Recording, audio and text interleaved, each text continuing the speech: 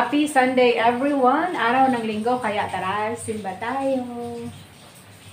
God bless. Thank you for watching. Have a good day. And I'll see you soon. Mama. Welcome to Love Lines.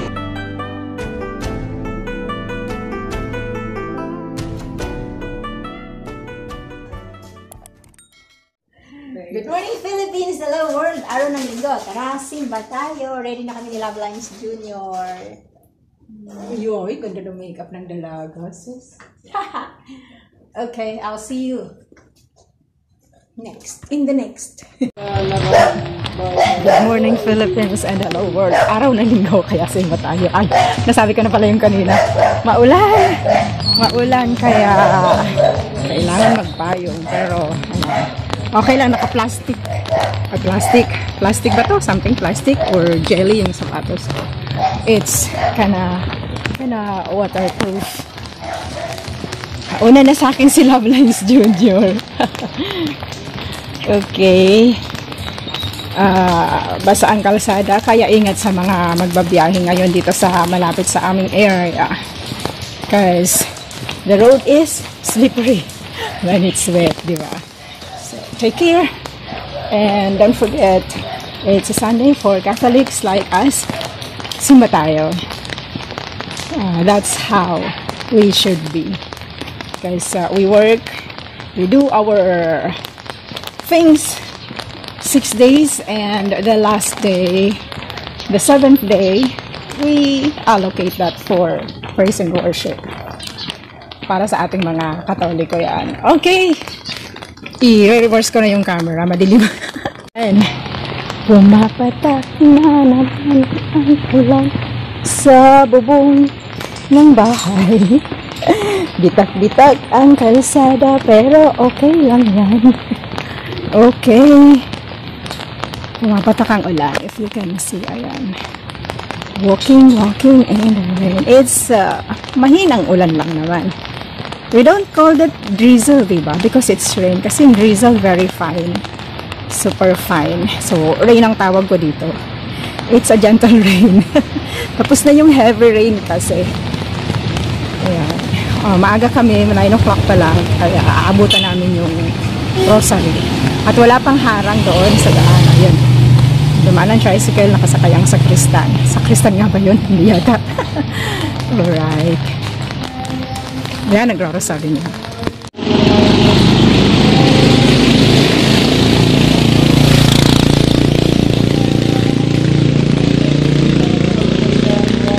Kaya, no to divorce. Yan pa naman ang reading, first reading today at yung pinaka-gospel para sa ngayong araw. It's about divorce.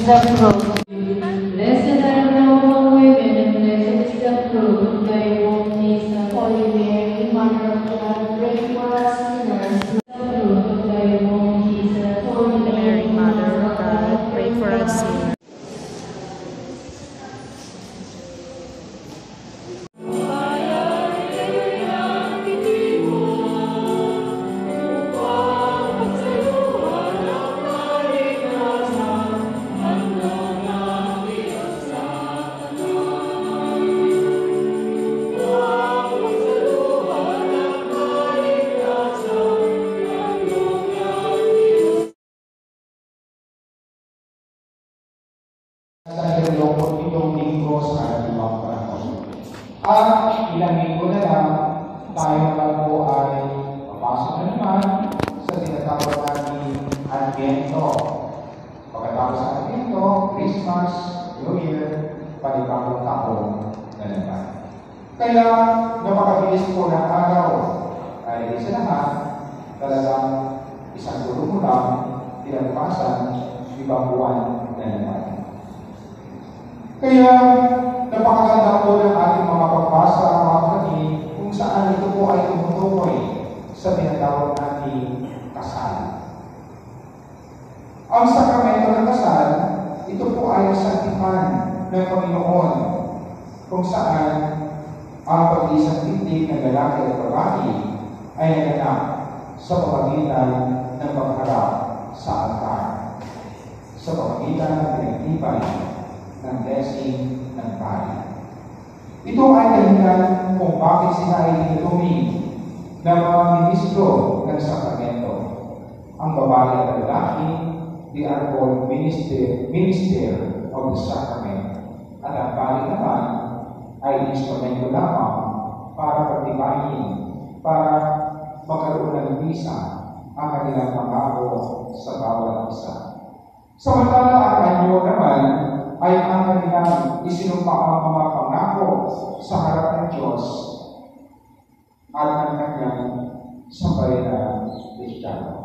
Kaysa sa sakramento ng kasal, mayroong pagpapahayag ng pamamahalan sa bawat isa. Pagkikita natin sa unang pagbasa ang hangarin ng Panginoon sa sakramento ng kasal na nagsimula pa noong kinalang ng Diyos ang mundo at binigyan ng pagpunin ang lalaki at babae upang pamahalaan ang kanyang nilikha. Hindi nais ng Diyos o ng Panginoon na mag-isa ang lalaki sa kanyang buhay. Lumikha siya ng kasamahan dito at mula sa mga tadyang ni Adan at hiningahan ito ay nabuo ang tinatawag natin babae na si Eva. At sabi nga sa pagbasa na ito, yung dahilan kung bakit iniwan ng lalaki ang kanyang mga magulang at magsasama sa kanyang asawa na babae sa kasal. At sila'y magiging isa. Magiging isang katauhan bilang bunga ng sakramento ito. Ngunit nakakalungkot po dito po sa ating bansa o sa Pilipinas po, kahit na may asawa na, may mga anak na, maliit ang bahay, sama-sama pa rin ang mga anak kahit na sila po ay mayroon ng asawa. Kaya ito yung naging tugon ni Jesus sa mga eskriba at Pariseo sa Ebanghelyo sa isyu kung saan ayon ba siya sa tinatawag natin divorcio. Nais ng mga eskriba na siluhin ang ating Panginoon sa pamamagitan ng pagtanong tungkol sa divorcio. Sa totoo lang, sa wikang English, magkaiba po yung mga salita divorce, annulment, at separation. Ang divorce ay nandigan na paghiwalay ng dating mag-asawa dahil sa hindi magandang karanasan o pangyayari laban sa isa't isa, at ito ay binagbawal ng ating simbahan. Kaya ito po, ang divorce po, ito ay isinusulong sa ating gobyerno para magiging liberal ang pamumuhay ng mga asawa ngayon. Kung ayaw na babae sa lalaki, payag ka ng divorce, katulad po sa ibang bansa. Ngunit ito po ay pinapahintulutan ng ibang bansa maliban sa Pilipinas. Sa Asia, 2 bansa na lang ang wala divorce. Ang East Timor at ang Pilipinas. Kaya noong nakaraang mga buwan, ito naman po ay pinag-usapan sa ng ating mga legislators na binubuhay nila ang tinatawag natin divorce. Na gusto nila magkaroon ng divorce sa ating bansa. Ito po ay dadaan muna sa masusing pag-aaral bago may sa katuparan. At bago yan, marami muna mga problema ang kailangan para magiging batas ang tinatawag natin divorce. Samantala ang annulment naman ay tinuturing na dapat ay may declaration of nullity of marriage. O kaya naman, ito po ay pinagkulang misa ang sakramento ng kasal dahil sa pasimula ay hindi naman sila kasal o mayroong tinatawag na independence. Sapagkat ito ay makilala na walang kasal Sa makatuwid, matapos ang masusing investigasyon ng mga paring in charge at ng mga abogado ng sosyedad sa bawat diocese at ng mga abogado at human ng mga syudad at bayan, makikita na wala talagang pagsasama at pag-isang ligtig ang naganap dahil sa tinatawag nating impediments. Ito po ay pinapahayag ng simbahan at ginawa ng ating kasalukuyan ng Santo Papa. Kaya nga, ang mga mag-asawang gusto magpaanel, ang sabi ng ating Santo Papa, na walang bayan ang magpaanel sa ating simbahan. Ngunit, kailangan pa rin po dahil sa mga papers na inaayos sa mga dokumento na dapat isabit. Kaya kapaano mayroong tinatawag na babayaran ng mga documents. Pagkikita natin na maraming may gustong ipinagwalang sa kanilang kasal, hindi lang dahil para sa mag-asawa muli, para siya mag-asawa muli, kundi mabuhay ng may kabalagan ayon sa kamatayan ng ating Panginoon. Ang separation naman ay ang sariling paghiwalay ng mag-asawa, ngunit hindi kinikilala kung napawalang visa ang kanilang kasal o mag-divorsyo ang mag-asawa. Ito ay pinakahintulutan ng simbahan, ngunit sila ay mag-asawa pa rin sa mata ng Diyos. At marami po itong nangyayari po sa ating bansa o sa mga pamilya, minsan, pag hindi na nagkakaintindihan, na nalakit na ang lalaki, o gusto na hiwalayan ang babae, hindi na po sila dumadaan sa tinatawag ng divorce or annulment. Sila po ay hiwalay at yung iba ay nag-aasawa. Ngunit ang sabi ng ating Panginoon, kaya sinabi ni Jesus na sino bang nakasalilalim sa divorce, kasama na ang separation at nagpakasal na muli sa ibang babae o ibang lalaki ay tinatawag na nakiki-api. At yung pakikiapi o adultery ay dapat sa ika-anim na utos ng ating Panginoon. Kaya sa pagkuman ay makikita natin na ang mga pinagsama ng Diyos sa sakramento ng kasal ay hindi dapat paghiwalayin ng sino pang tao. Kaya sa mga magulang na palagi po nandiyan para pagbawalan o makialam sa kanilang sa kasal ng kanilang mga anak, ito po ay may malaking kasalanan. Kayo po ay may malaking kasalanan instead na suportahan at alalayan. Minsan, yung mga magulang ang naging kanilan para magtiwalay ang mga asawa.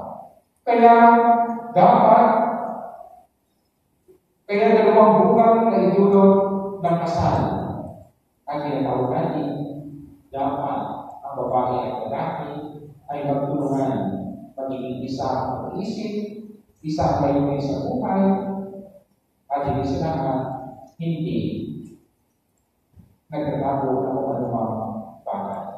At ang pangalawa ay ang isang pagkaroon ng mga suking o anak at pangalaning bigyan ng magandang buhay. Maraming sa pagiging naman po ng iba ngayon na hiwalay na ba sa simbahan at gobyerno. O kapatid, iba man ang simbahan at iba man ang gobyerno. Ngunit tayo lahat ay mga anak ng Diyos. Tayo lahat ay tinawag ng Diyos na dapat maging instrumento ng pagpapala ng Diyos. O kapatid, iba man ang panahon ngayon dahil wala namang problema sa iba, dahil lalo na yung gusto mag-divorce, gusto ng same-sex marriage, gusto premarital sex, gusto fornication. Ito po ay gusto ng mga tao magiging mga malunan at hindi gumawa ng mga kasalanan. Ngayon, kailangan talaga ng karamihan o ng ating bayan, lalo-lalo na ng ating mga magulang o ng mga magulang ang tamang babae sa kanilang mga anak, lalo-lalo na sa mga ikakasal o inasal. Ano nga ba ang itinuro sa atin ng Panginoon? Lalo-lalo na kapag pag-usapan ay tungkol sa sakramento ng kasal. Maraming tingin kasi na maraming tao sa kasal ay isang kontra o kontrata lamang ng babae at lalaki. Hindi nila tinitingnan yung kasagratuhan ng kasal. Hindi nila tinitingnan yung importansya ng kasal na dapat sa kasalunan pa ang babae at lalaki ay lilikha ng Diyos para magsama habang buhay. Kaya ito ang pinakamahalaga na dapat natindihan sa ating buhay. Kaya paalala din sa atin ngayon sa linggo ito ay dapat ipagtanggol natin at pagalagaan natin ang dignidad ng sagrado kasagratuhan ng sakramento ng kasal, lalo-lalo na sa mga mag-asawa, pagpapakasal at sa ikinasal. Dapat sa karamihan ng mga nagpapamahalan ngayon, lalo-lalo na sa mga binatang dalaga na nais magpakasal, pag-isipan po palagi, tingnan po palagi, pangalagahan palagi ang relasyon na dapat papasukin. Kung sakaling hindi magtagumpay ang isang relasyon, lalo-lalo na sa buhay pagkatapos ng kasal, kailangan may tinatawag na personal discernment.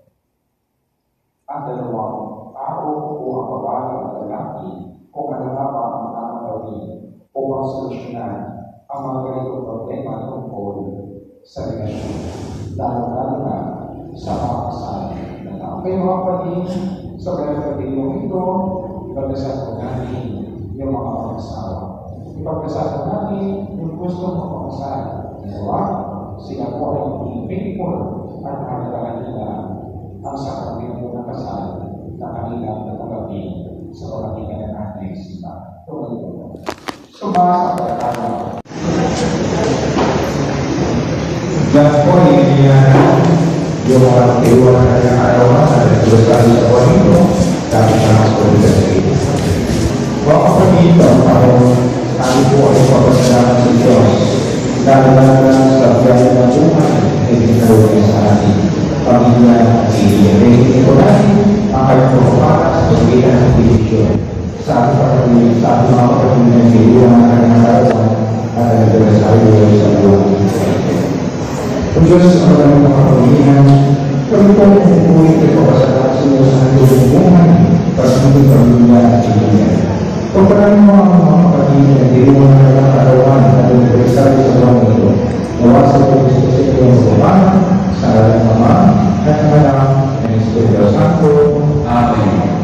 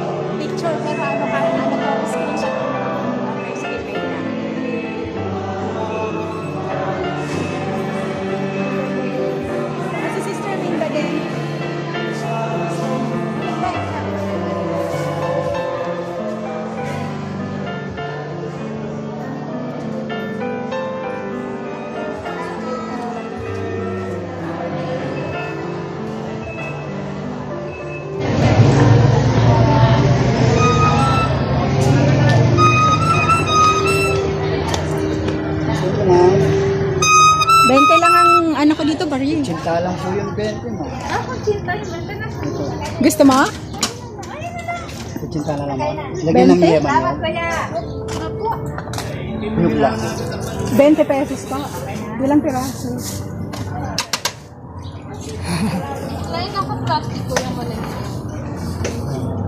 Yung lagyan.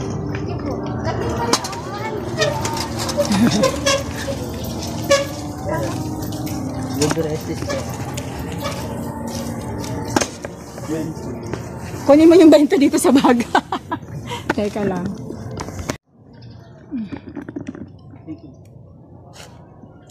Okay. Ilang piraso? Ah. Alright. Wala na palang ano.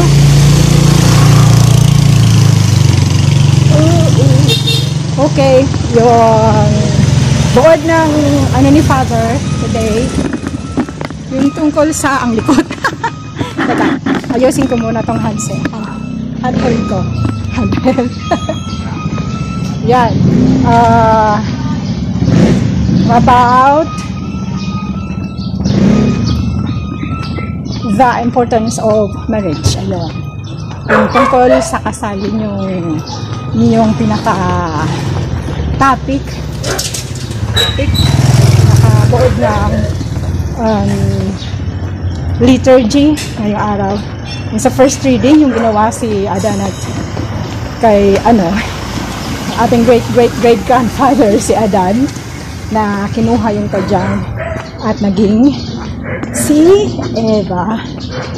At yun ang sino man pinag-isa ng Diyos hindi pwedeng paghiwalay ng sino man. So yun yung pinaka-importansya ng kasal. At binigyang diin yun ng ating Panginoon sa gospel. Sa gospel kanina. Bakit ba nasa gilid ko yung camera? Dapat pala ganito. Alright. So, ganun. Ang reason kung bakit ang simbahang Katoliko, tayo mga Katoliko, if you are a Catholic, you will not advocate divorce. So, okay lang pag hindi ka Katoliko, pwede ka doon.